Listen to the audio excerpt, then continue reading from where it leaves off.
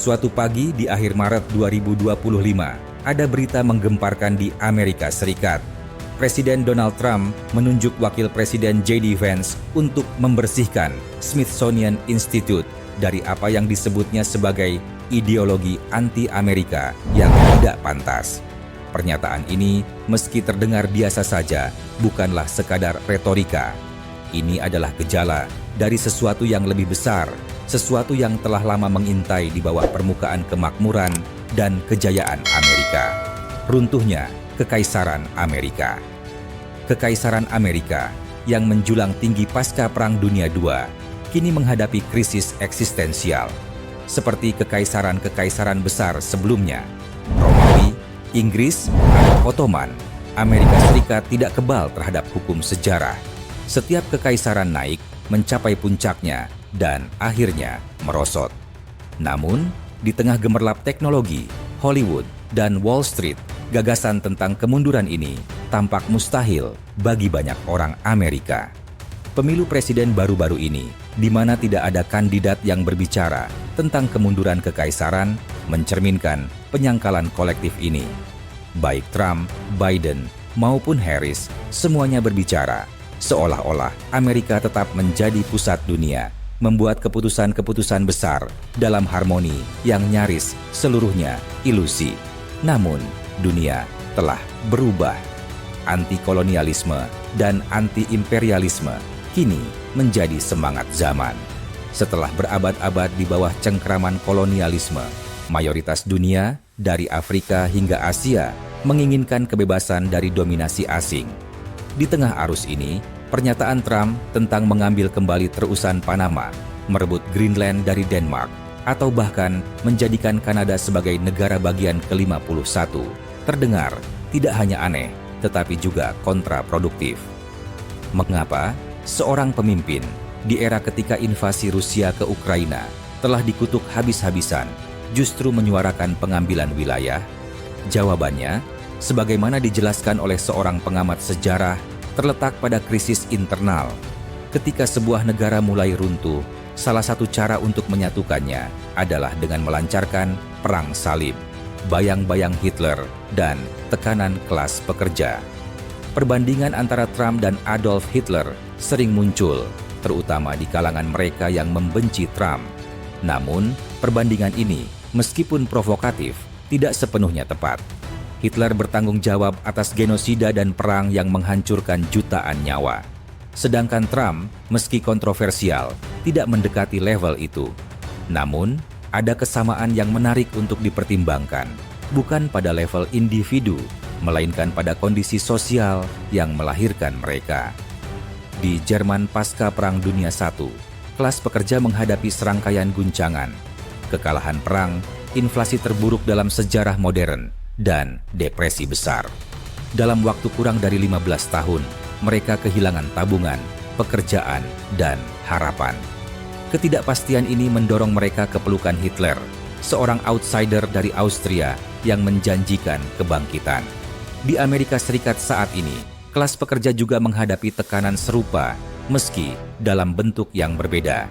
Selama 30-40 tahun terakhir, distribusi kekayaan telah bergeser drastis ke puncak piramida sosial.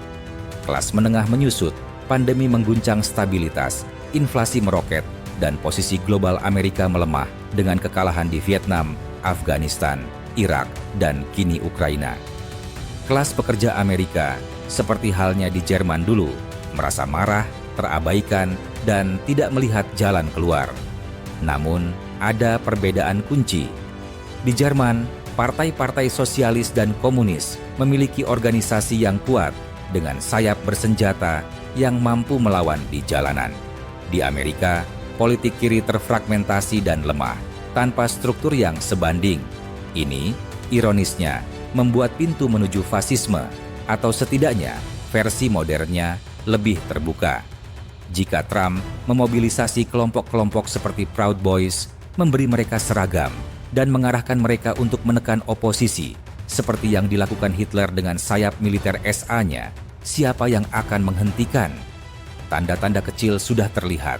Universitas-universitas menyerahkan nama-nama mahasiswa yang berpartisipasi dalam aksi pro-Palestina kepada polisi, dan ratusan pelajar asing dideportasi karena menulis artikel atau menyuarakan pandangan politik yang dianggap berbahaya. Ini adalah gejala dari sebuah masyarakat yang mulai kehilangan arah. Kebijakan ekonomi Trump, lemparan Hail Mary. Di bidang ekonomi, pendekatan Trump bisa disamakan dengan Hail Mary Pass dalam American football, lemparan putus asa di detik-detik terakhir pertandingan yang hampir kalah. Salah satu senjata utamanya adalah tarif, khususnya tarif 25% terhadap Meksiko dan Kanada, dua mitra dagang terbesar Amerika. Tarif bukanlah hal baru. Amerika telah menggunakannya sejak kemerdekaan. Namun, dampaknya tidak pernah pasti. Studi selama berabad-abad menunjukkan bahwa efektivitas tarif bergantung pada konteks, kadang berhasil, kadang gagal. Trump dengan penuh percaya diri mengklaim tarif akan menghidupkan kembali ekonomi Amerika. Namun, kenyataannya jauh lebih rumit. Tarif adalah pajak yang dibayar oleh konsumen Amerika, bukan negara asing seperti yang sering diklaim Trump. Ambil contoh, kopi dari Meksiko. Jika sekarung kopi seharga $100 dikenakan tarif 25%, harganya menjadi $125. Perusahaan seperti Starbucks yang mengandalkan kopi impor akan menaikkan harga latte mereka. Hasilnya, inflasi yang lebih tinggi. Alpukat dari Meksiko, gula dari Karibia, kayu dari Kanada, semua akan melonjak harganya. Bagi kelas pekerja yang sudah tertekan, ini adalah pukulan lain. Ironisnya, Trump memenangkan pemilu dengan memanfaatkan kemarahan terhadap inflasi era Biden. Kini, kebijakannya sendiri berisiko memperburuk masalah yang sama. Bahkan, akibat lebih jauh, tarif ini mengancam hubungan dengan sekutu terdekat Amerika. Kanada, yang menyediakan kayu dan listrik ke Midwest, mungkin beralih untuk menjual sumber dayanya ke Cina. Meksiko, yang menghadapi gelombang deportasi jutaan pekerja migran, kehilangan remitansi yang menyumbang 18% PDB-nya. Dengan tarif yang membatasi ekspor mereka ke Amerika, ekonomi Meksiko bisa runtuh, menciptakan krisis kemanusiaan di perbatasan. Sementara itu, Cina, sebagai pesaing ekonomi utama, menunggu di sela-sela, siap mengambil keuntungan dari kekacauan ini. Elon Musk dan Departemen Efisiensi Pemerintah. Di tengah kekacauan ini, muncul fenomena Elon Musk. Trump menunjuk Musk, seorang miliarder dan donor politik terbesarnya, untuk memimpin Departemen Efisiensi Pemerintah yang baru dibentuk, sebuah entitas yang tampaknya tidak memiliki dasar hukum resmi. Musk, dengan kekayaan $400 miliar, telah menyumbang sekitar $300 juta untuk kampanye Trump, sebuah angka yang belum pernah terjadi sebelumnya. Namun, perannya melampaui sekadar penyokong finansial. Musk terlibat dalam politik domestik dan internasional dengan cara yang belum pernah dilakukan oleh seorang individu swasta. Di Wisconsin, Musk menawarkan $100 kepada setiap pemilih yang menandatangani petisinya, sebuah tindakan yang mengelabui batas legal untuk membeli suara. Di Jerman, sebelum pemilu terakhir, ia secara terbuka mendukung partai sayap kanan ekstrem, Alternative für Deutschland, yang dianggap sebagai penerus warisan Nazi oleh banyak pihak. Tindakan ini memicu kemarahan di Eropa, terutama ketika dikombinasikan dengan ancaman tarif terhadap mobil Jerman seperti BMW dan Mercedes. Musk, dengan gaya teatrikalnya, terlihat mengacungkan gergaji mesin sebagai simbol pemotongan anggaran federal, menjadi representasi dari kapitalisme yang kini terlihat putus asa. Namun, narasi efisiensi yang dijual Musk dan Trump penuh kontradiksi. Mereka berencana memecat puluhan ribu pegawai federal, mengklaim ini akan meningkatkan efisiensi. Tetapi, data menunjukkan bahwa jumlah pegawai federal sipil sekitar 2,5 juta tidak berubah sejak tahun 1960-an, meskipun populasi Amerika bertambah 150 juta jiwa. Ini menunjukkan bahwa pegawai federal justru telah menjadi lebih efisien, melayani lebih banyak orang dengan sumber daya yang sama. Sementara itu, pemerintah negara bagian dan lokal mempekerjakan 20 juta orang, 8 kali lebih banyak dari federal, Tetapi Trump dan Musk tidak menyentuh sektor ini karena mereka tidak memiliki kuasa atasnya. Pemecatan massal ini yang melanggar berbagai undang-undang kini menghadapi gugatan di puluhan pengadilan, berpotensi memaksa pemerintah untuk mempekerjakan kembali karyawan yang dipecat dengan gaji penuh. Kegagalan strategis dan isolasi global. Kebijakan luar negeri Trump juga mencerminkan kekacauan yang sama. Sanksi terhadap Rusia atas invasi Ukraina yang disebut sebagai ibu dari semua sanksi gagal total. Rusia dengan dukungan dari Cina dan negara-negara BRICS, Brasil, Rusia, India, Cina, Afrika Selatan berhasil mengalihkan ekspor minyak dan gasnya ke India dan Cina. Eropa yang berhenti membeli gas Rusia setelah ledakan pipa bawah laut Nord Stream kini membeli minyak Rusia melalui perantara India. Kegagalan ini menunjukkan ketidakpahaman Amerika terhadap perubahan konfigurasi ekonomi global. Dengan hanya 4,5% populasi dunia, Amerika tidak lagi bisa mendiktekan syarat seperti di abad ke-20. Akibatnya, Amerika semakin terisolasi. Sekutu tradisional seperti Kanada dan Meksiko kini mempertimbangkan ulang hubungan mereka. Kanada membatalkan rencana liburan musim panas ke Amerika, merugikan industri pariwisata. Meksiko menghadapi krisis ekonomi akibat deportasi dan tarif. Eropa yang merasa dikhianati oleh kebijakan proteksionis Trump mulai menjauh. Di PBB, Amerika semakin sering berdiri sendiri, hanya didukung oleh Israel dan beberapa negara kecil. Ironisnya, strategi pertahanan, containment yang dirancang untuk mengisolasi Uni Soviet dahulu, kini berbalik. Amerika lah yang mulai terkepung oleh aliansi dan koalisi global yang melihatnya sebagai ancaman. Mao, Cina, dan masa depan kapitalisme. Di tengah kemunduran Amerika, Cina muncul sebagai kekuatan baru. Keberhasilan ekonomi Cina tidak lepas dari warisan Mao Zedong yang membawa Marxisme ke pedesaan dan mengubah paradigma revolusi. Berbeda dengan Marxisme Eropa yang berfokus pada pekerja industri perkotaan, Mao melihat potensi revolusioner dalam petani pedesaan. Mao menuliskan sejarah pelarian epik dari kejaran pasukan nasionalis Chiang Kai-shek, membawanya ke pedalaman Cina, di mana ia membangun basis kekuatan di antara petani.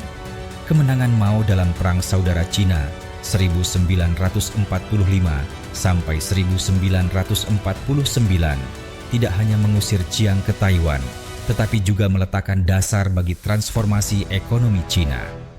Cina saat ini adalah perpaduan unik.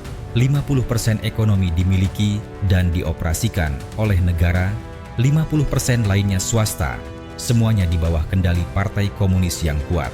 Model Marxisme ini, yang lahir dari perpecahan Mao dengan Uni Soviet di akhir 1950-an, memungkinkan Cina keluar dari kemiskinan dan menjadi kekuatan ekonomi global dalam waktu kurang dari 50 tahun. Tidak ada model lain, baik itu kapitalisme swasta Anglo-Amerika, sosialisme Skandinavia, atau sosialisme Soviet yang mampu mencapai pertumbuhan secepat ini. BYD, perusahaan mobil listrik Cina, kini mengalahkan Tesla di pasar global, simbol dari keunggulan teknologi Cina. Namun, keberhasilan Cina juga menandai batas akhir kapitalisme, seperti feodalisme yang berevolusi dari desentralisasi ke monarki absolut sebelum runtuh. Kapitalisme telah mencoba semua bentuknya, dari perusahaan kecil lokal hingga korporasi multinasional, dari swasta murni hingga campuran negara swasta seperti di Cina. Menurut Karl Marx, sebuah sistem tidak akan lenyap sebelum semua kemungkinannya habis dimanfaatkan. Cina, dengan model hibridanya, mungkin adalah puncak terakhir kapitalisme. Pertanyaan berikutnya adalah, apa yang akan menggantikannya menuju dunia baru? Jawaban atas pertanyaan ini, menurut beberapa pemikir, terletak pada reorganisasi fundamental cara kita bekerja. Kemunduran Amerika membuka peluang untuk tatanan global baru. Kapitalisme, setelah mencoba semua bentuknya, mungkin telah mencapai batas. Cina bisa menjadi kekaisaran berikutnya, tetapi ada alternatif. Dunia tanpa dominasi tunggal. Koperasi, di mana pekerja memilih keputusan perusahaan secara kolektif, bisa menjadi langkah menuju sistem yang lebih adil. Model ini, yang terinspirasi dari gagasan Marx, telah diuji di koperasi seperti Mondragon di Spanyol, yang mempekerjakan 80.000 orang dengan kesenjangan gaji maksimum 1:9. Eropa, yang kini menjadi pinggiran dunia, menghadapi tantangan serupa. Teknologi tinggi lahir di Amerika dan Cina, bukan Berlin atau Paris. Perang Ukraina, yang kini memasuki tahun ketiga, memperlihatkan ketidakmampuan Eropa menentukan nasibnya sendiri. Namun, dunia Selatan, Afrika, Asia, dan Amerika Latin menawarkan harapan.